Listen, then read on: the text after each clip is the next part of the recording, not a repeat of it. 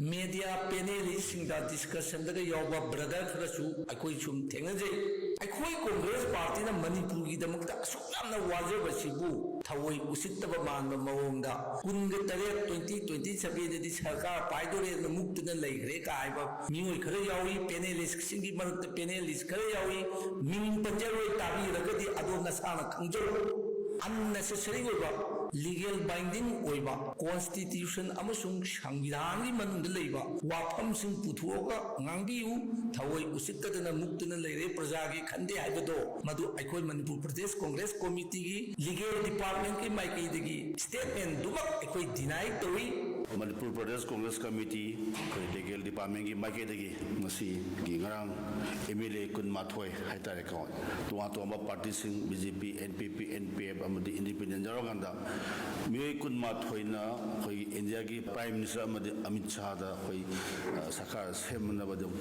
सिरोन पिसाई सिरोन पिसनख्रे है तोान तौब प्रिंट मीडिया मरुन लोकल डेली लोकल न्यूज़पेपर मरुन Sangai Express board English and Manipuri अभी पोनाफम पीपल्स क्रॉनिकल तोान तौब पेपर मैम पासी मरुन हेडलाइन फोम थेनजरे MPCC की माइकईदगी की प्रेस ब्रीफिंग सेजबनी लीगल MPCC लीगल डिपार्टमेंट की कन्वीनर की इंचार्ज मोइना सरकार से टूरिज्म प्रोजेक्ट येत फमीब लीगल डिपार्टमेंट MPCC की चेयरमैन मिंग पजबद S Samasaran Singh advocate briefing थमजबनी मरुना अखोगी तुम तुम कायब MLA कुमाथोई प्राइम मिनिस्टर होम मिनिस्टर सरकार सेमजगे करी क्रमाना सेमम से सब लाना एप्रोच तब मानब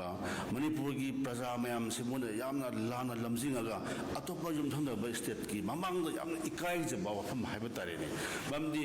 सरकार सेम है चीफ मिनिस्टर सरकार सेमब चीफ मिनिस्टर खनब है प्राइम मिनिस्टर नमते होम मिनिस्टर नमते गवर्नर गवर्नर अप्रोच तब वफम मोना लाना चलकंद प्राइम मिनिस्टर होम मिनिस्टर चले लॉ की इंडियन कॉन्स्टिट्यूशन की आर्टिकल 164 पीसीदी गवर्नर चीफ मिनिस्टर खनब है प्राइम मिनिस्टर खनब नते होम मिनिस्टर खनब तौरीब एप्रोच फजदब मैम मणिपुर प्रजा मैम से योथोप याब मौद तब एप्रोच खोटोसी फजदे अखोना कांग्रेस MPCC यानिंग है ब्रीफिंग सिजबनी अकुप मरोंदी येत लेंसनब S Samasaran MPCC की लीगल की चेयरमैन लौबीसी प्रेस ब्रीफिंग समलप इंट्रोडक्टरी वफम करा legal department Manipur Pradesh Congress committee की मेंबर मरु एडवोकेट ब्रोजेना थमीर लोन ब्रीफिंग पंजरबद तारीख 13 अप्रैल 2025 की लोकल पेपर फर्स्ट और सेकेंड हेडिंग पॉपुलर गवर्नमेंट लेहिंदब MLA कुनगमाथोइना प्रधानमंत्री होम मिनिस्टर जेरोन पिसखरे हाइबा मीडिया पेपर्स लियोल वफम असिमक की मतांदा करी मुखदन अखोय थमजगे अखोय मणिपुर प्रदेश कांग्रेस कमिटी का लोगजरीबा ऑल इंडिया कांग्रेस कमिटी ने भारत की संविधान को बचाओ पालन भारत की संविधान इंडियन कॉन्स्टिट्यूशन की मायोक्ता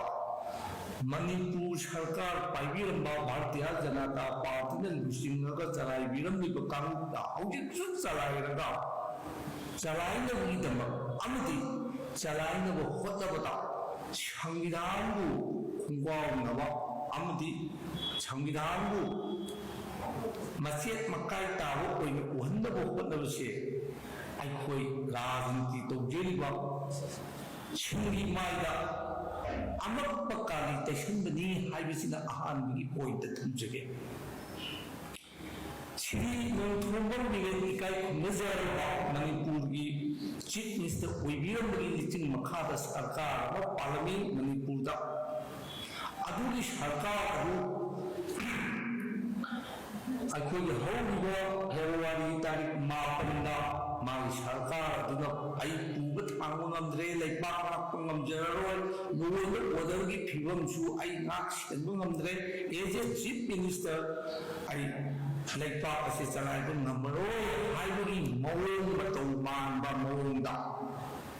masana resign to thokjadaba matung thangnaba numit ni tarik 12 dagi Bharat ki pradhan prime minister president na Manipur state ta loi order phibam phatre sarkar lekre haidina president rule tarik 12 February dagi till today ngasi phawpasi president rule chalaraga lai president rule la dagi Manipur state ta laiba Iran karamba Iran miha mipun mayung makai da leiba ngamdaba lanjen da leiba amadi kang khong chaiba leipa ase kharadi safaragani aina khalugani adu safade ngasi tha ahum phajilakadorba president rule asina Manipur da ingba tappa leipa ama ohilakpa ngamaktigegi mar asida Manipur da leiba CSO civil society mayam amadi kanu kaya dagi popular government laibuna hena phare haiba itha ipo amal la ligai mar asida Bharatiya Janata Party gi kanu tara new MLA tara kundoina lusingaga atai party khadagi choi khomaga makoi MLA kungama thoida pradhan mantri amasung home minister da aikoi leipak nakterge sarkar semjerge haiba simakti anoba makhalgi second chapter of the dharma Manipur da pirendi dharma do loi khaboi ni adu di intervene half khaba oirme ani suba second chapter ma hawrtanabgi lambi mandu oina uthore aikoi lila yengbo we Bharatiya Janata Party si leipa na anaba rajniti party oirumdabadona aikoi urae praja miyamna haidare modi leipa na da Congress party ko mandati ne modi lila party ne lila party asigi lusingi bi Shrimati Sharda Devi na another Kali Lina among Putor, I will lower the Katina, Lagaida, Amadi, Miana Sipon, Chipon, Nanga, Pataki, Ram, the Pamjatana, Tojiri Baikui, Imana Amukani, Tashin Batare, I want to be Shengo, Nabaya, Bataki, Karimbo Wakam Kardam, Shengo, Kobjabani, their phrase. Media amadi electronics ki manungpang kumang kuang the taramo chili loina na aikoi kari hanis ningbage haibada Bharatiya Janata Party kumai party ase lila loisin phajina nak senba ngamdaba lila party ki mangodi manba nating ta Shrimati Sharda Devi da luching ba kandu asigi makhoi masen manakta subha enta pasi yam yawi haina amada thamjage maramdi ngasi local papers singida panba singigi bioi ohum amana Shri Brojen Tentha Kendra amana Shri Raghumani Uripo Kendra amana Dr. Y Radheshyam Hiyangam Kendra ohum sina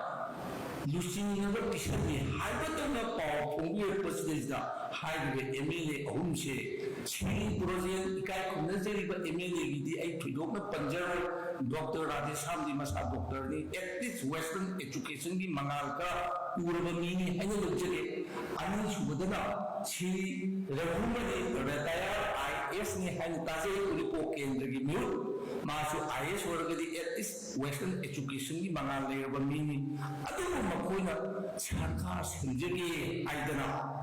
pradhan mantri ju home minister of the Bharat sada haideu ni base it's a very wonderful Bharat ki samvidhan ke article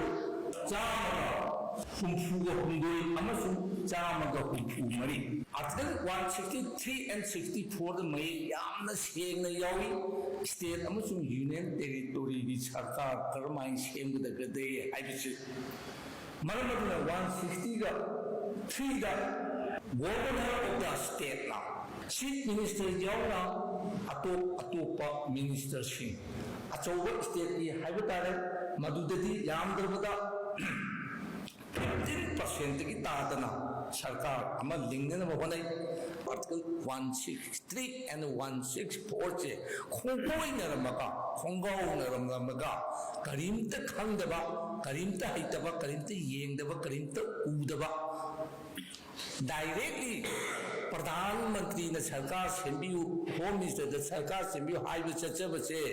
मसी तोहन जनिंगे मरंदी अखोद लेजरिबा अपिक ज्ञान असिदा भारत की संविधान दा करीगुम मयेक अमत यावदे हवा प्रधानमंत्री ने सरकार सेंब गमदे home minister सरकार सेंब गमदे वयारेस मखोई कुनमा थोइना सोई तौरगा सरकार सेंबजेगे हाइबगी महुता